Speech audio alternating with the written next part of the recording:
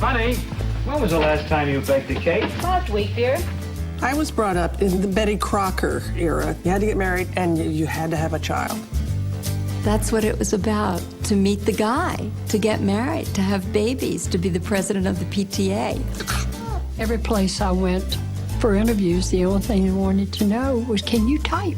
Your high score on the Scholastic Aptitude Test indicates that you can become a good secretary.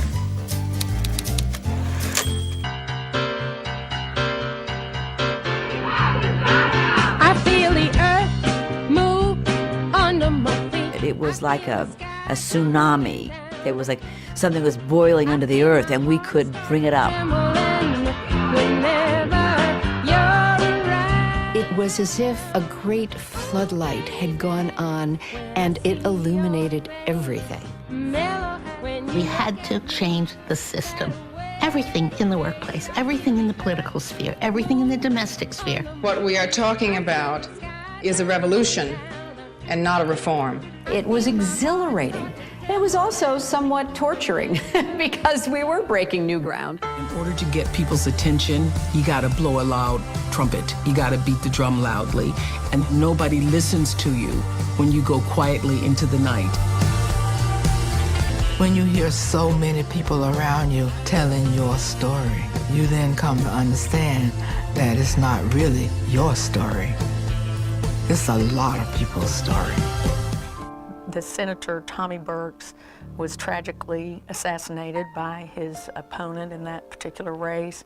You won, I believe, the only write-in campaign, receiving 95% of the vote to become the senator.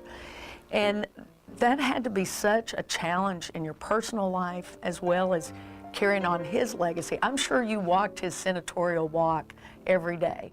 You know, Tommy did the Victims' Bill of Rights, and you know, at that time he'd never thought about his family being a victim.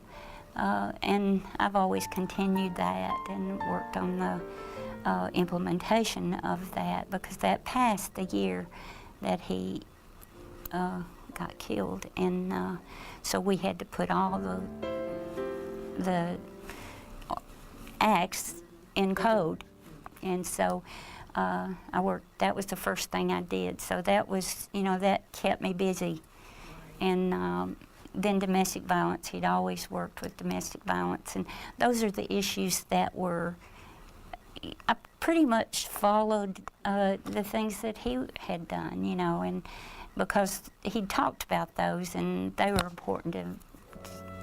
You're soft-spoken, you're kind, you have really served with integrity and dignity. You have great respect on both sides of the aisle. You have great respect. And I think it rings true that you do give voice to those who often are voiceless.